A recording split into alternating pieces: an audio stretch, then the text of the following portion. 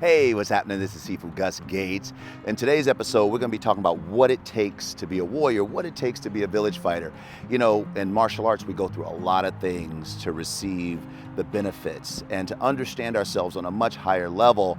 Also in today's episode, I'm excited because you guys have been asking about Qigong and what is it and all that stuff, but we're going to be breaking down the first piece of the 8-piece brocade, right? So it's something that you guys could practice daily. It will take you no time to do it. And each episode, we're gonna add a piece to it, right? And so therefore you guys can get a constant practice in, and it's really good. You guys also ask about weapons.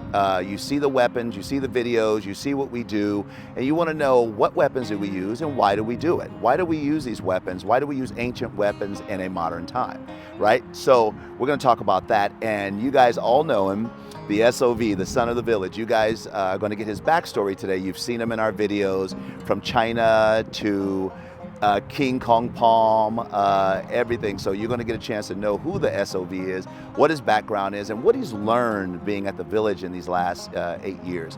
So I'm excited to see what you guys are going to think about that. Remember, before we get started, to comment, to like and subscribe, and this helps our channel. We're trying to grow, like I said, to keep the message going and getting the message out. It has been because of you that more and more people are starting to ask, what is Kung Fu?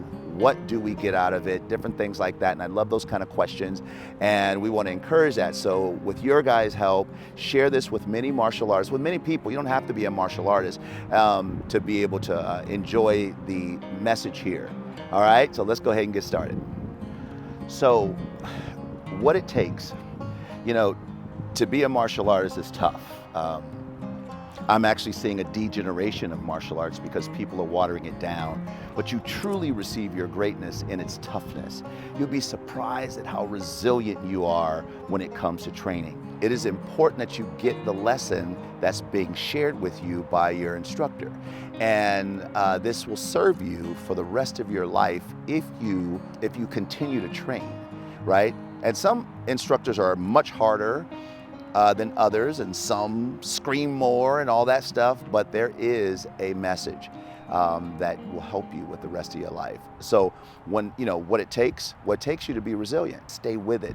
That's the hard part, right? It's important that you really get down the road because all martial arts share something really amazing for everybody to grow from.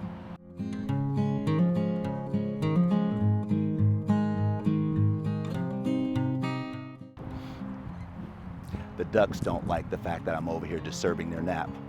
Oh well. Anyway, and if you're not getting it, you know, some people are going online and they've commented that they don't like that and that's not their jam. Reach out. You know, if you want to get down the road of self-protection, you know, comment down below. Or here's another one, you can go to kingkongpalm.com. That's another place you can go, but there's a lot of resources for you to train. If you're okay with being online, then good for you. I don't personally know how you're going to be able to learn how to defend yourself. You need a partner, right? And if you're not watching the King Kong Palm episodes, you should. I think we did one on partners not that long ago. So it's important that you guys understand the truth, because the one thing that all martial arts presents over time is the truth. And, you know, the truth can be ugly. The truth, you know, the old term, the truth shall set you free. Yeah, the truth shall also make you run. So resiliency is the key to what it takes. And getting in an environment that challenges you, but you also got to be in an environment that nurtures at the same time. You know, an instructor who's brutal and, you know, harms his students, that's not helpful. You need to have someone who has a goal. What's the plan? I tell my students, I always have a plan for you, right? It's just going to come down to you to train hard. If you don't want to train hard, then the plan is not going to work. So now I'm excited to share this with you. This is the Bajuan Jin. This is called Two Hands Hold the Heavens. And what I want you to do is don't overthink it.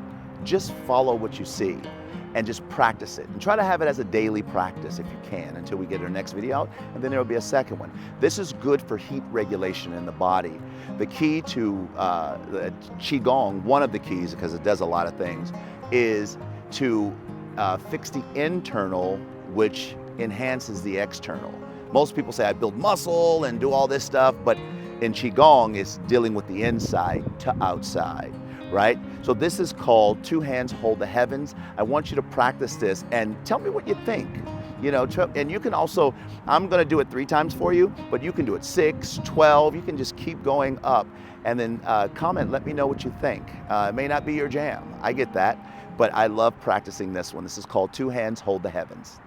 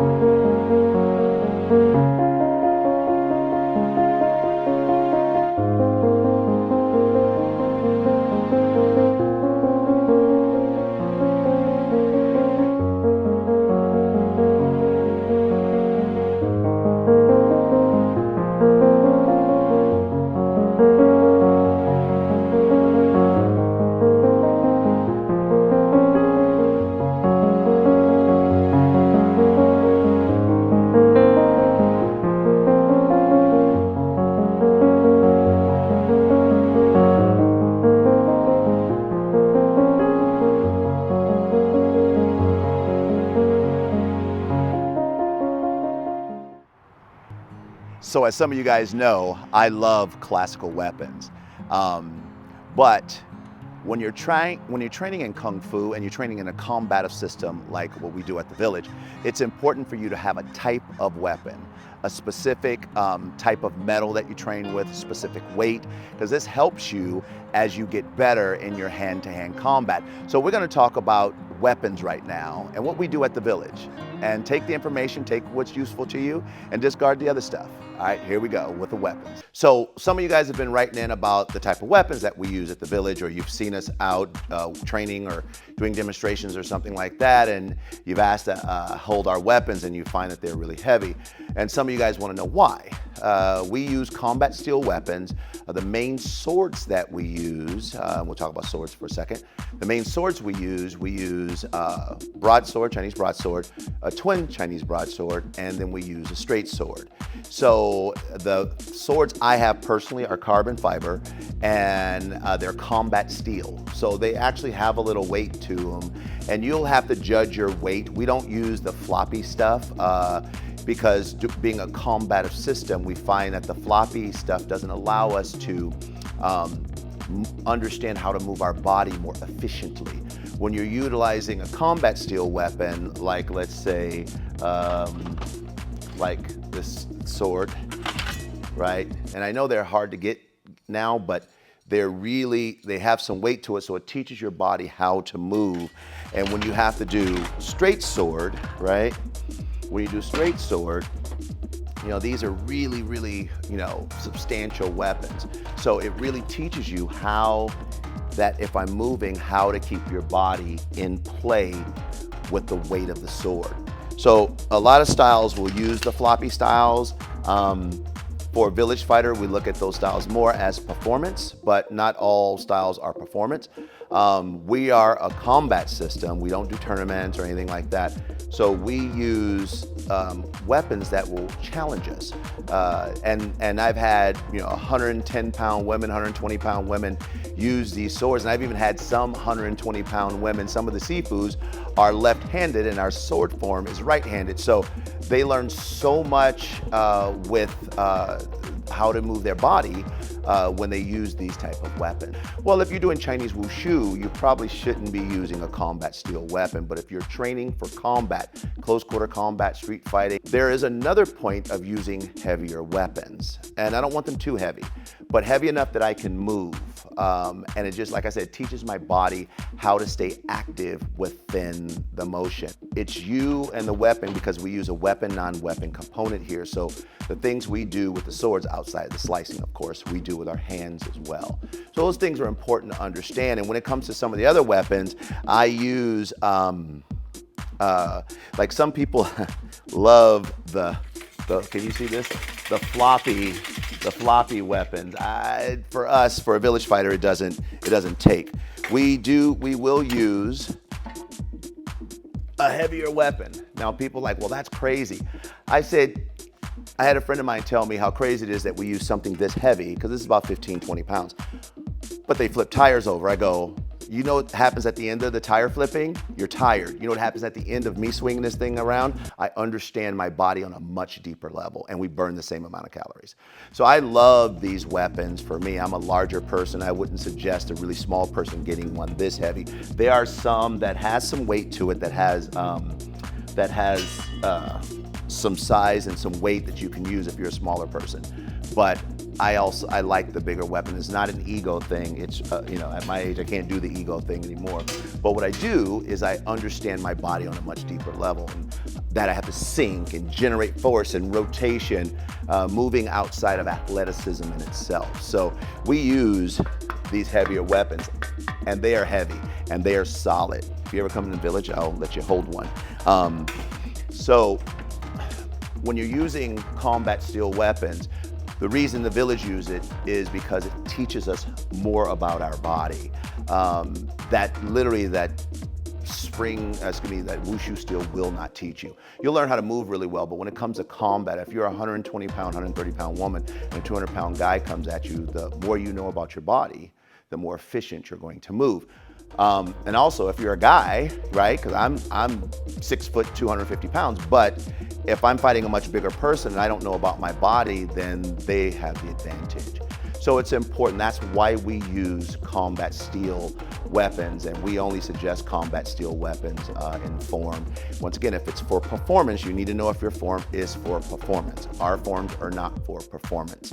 They're for teaching us how to use our body efficiently on the battlefield, if you will, or protection. The other thing too is there's a responsibility when you have a sword, because in the ancient times, when you had a straight sword, you were a master at something. You were probably really good. The general broadsword we're giving to the field soldiers and stuff like that. If I use the Jan or the Dao, that I put my heart into it. And what people will do sometimes, they'll come in, they'll grab a sword, they'll touch the blade, and all of a sudden, over the time, they'll say, Sifu, I get these weird markings on my blade. Well, the problem with that is that now you have rust. So the acids from our hands, I don't know if you can see this, I'll bring this up close. See this blade right here? It has rust on it, right? And so now, and that's from people touching the blade. This is a sword I allow students to use. My personal sword, if I ever do touch the blade, right? That's what carbon fiber look like, baby. If I ever touch the blade, then I go through a cleaning ritual after. It's really important to not have the acid. I will put like a 3-in-1 oil on it, like a 3-in-1 oil.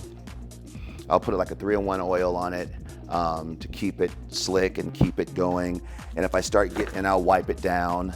I generally will have a microfiber towel to do it. There's those of us who are really serious about our weapons, and we want them to last as long as we do and longer, right? So you'll use that. If you start to getting rust, some people take, and there's other ways. You can look on YouTube. There's thousands of ways to figure out how to clean your sword, but this is what I do, and it helps. It helps. It helps the student keep their sword for a long time, because at the village, when you get to a certain level, you are going to be using that sword quite a bit. Like I use some wool here and might take the sword and clean it, and you'd be surprised at what happens once you start doing it and start seeing the shine come back, because it is combat steel, so it's not something that's cheap or anything like that. My suggestion, speaking of cheap swords, if you're serious and you've done this for a long time and you know that this is going to be your jam, you know that in your 40s, 50s, 60s, 70s you will be using your weapon, I would suggest at some point in time to get a good sword. I got these. Some of the swords I get in China, some of them I got from Wing Lam, but they're great swords. If you don't know where to get a sword, I will tell you where I get mine. Just comment down below. But it is important that you understand that. So these are the weapons. So when you're training your weapons, we use combat steel because we want to enhance our body's movements more efficiently. We take care of our swords because they are part of who we are. Understand why you're using the weapons. Ask your Sifu, or if it's a performance weapon. Now, there'll be some videos coming up where I'll be taking these weapons and I will be using on someone in a combative setting, so you'll know why we do what we do and when we do what we do, because it's just not, I'm not gonna get out there and just show you a form, because there's too many of those on YouTube as it is. I want you to see what happens when someone utilizes the weapon, so look forward to seeing some of the other videos coming down the pipe from. One of the things to think about when you're using, and a lot of people don't know this unless you use weapons. I love weapons. I love all the weapons. Our system would use them all if we had that kind of time throughout the day. But when it comes to what the village does as far as using weapons, there's a few things I want to kind of guide you down the road with, if you will. When you're using the broadsword, right, the goal is to use it in a way that that it's no longer you and the sword. Once again, going back to the weapon, non-weapon. Now, what I love about my twin sword is, and this is what I always tell my students, these are heavy. These are heavy steel weapons. And one of the things I tell them, I said, if you start using your weapon and it feels heavy to you, you are not using it enough.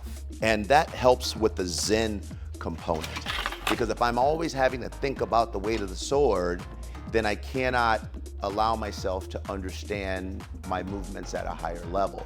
So I always say you have to practice through the concept. Once again, you don't want weapons that are too heavy, but you do want them to have some weight. So if I stop training for 6 weeks with my double broadsword here, then I feel it in 6 weeks. So when I'm not training, I do feel mine, and that triggers a thing in me that says I need to practice more with those. And that's just a little tidbit. Now, with the straight sword, this is cool because in our system, this is the highest level for us. One of the things I love about the tassels on the end, and this is a Zen thing, and if you ever want to get your mind in that place, that meditative place, when you're using it and you're doing weapons or doing drills or form or whatever, and it's getting tangled, then what you need to do, you'll find that your mind is a little bit more cluttered. And that's a really cool thing to understand. I noticed that when my mind is cluttered, this wraps around my wrist, excuse me. But when my mind is in the void, in the now, I call it the avatar state, where I'm not thinking of anything, I'm just feeling the movements and allowing them to take place. It does not wrap around my wrist. I keep saying waist, I don't know why I say that. But it's important that you understand that. So when I do this and it's wrapping around my waist, I go internally and say, what am I overthinking about? I need to put everything in its balance. When I'm not thinking, when I'm in its balance, it does not wrap itself around my wrist. So if you're using a straight sword, right, a Jan, if you're using a straight sword, right, and these keep getting wrapped around your wrist, go internal and say, where is my thinking? Am I all over the place? Am I reacting to the next move? Where am I with that? And then when you can get into that meditative state, then now you're in Zen. When you can get into that meditative state, you're in Zen. So it's important to understand that, all right? There's me and my little man right there, you know, the turtle, Cecil. But he's faster than the other turtles out here. Anyway, so now what we're gonna do is we're going to talk to the SOV. This is an extraordinary young man. He drives a long way and he stayed consistent with it. So he's gonna give you some things that you can do to stay consistent, right? Because some people, right, you know, gyms love most people because they start in January really heavy, but by the end of January, they're not coming, or they're starting to make their excuses why they can't make it and different things like that. Well, this young man has been doing this for 8 years. And so we love him. Everybody loves him. And when we take him places in China, and when we go there and train, they love him. And when we go to different places, different schools, we go to Alpine Park, train with the Grandmasters, they love him as well. So here's the SOV, and listen to his story. His story is really interesting, and listen to what he's gotten out of training in a system like this, because the system can be quite a monster sometime because it's about personal growth.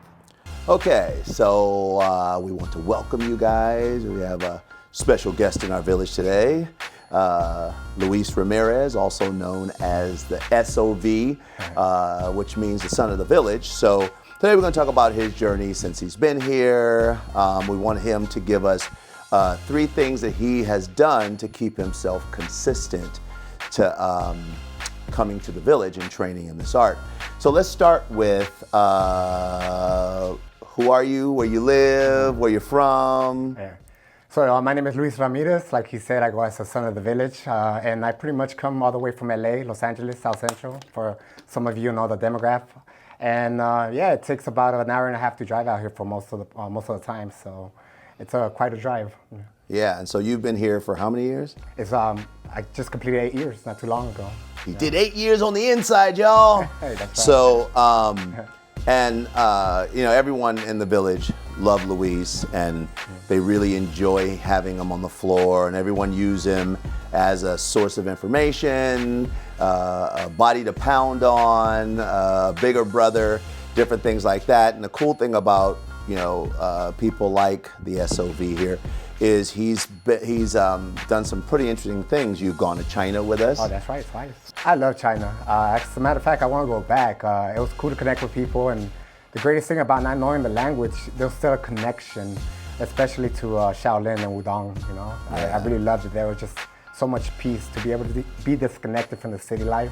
One of the things I love about Shaolin is just you know, the history of it. You know, before going, I did a little research, and just to be connected to all these, you know, awesome stories that you heard in the past from the temple.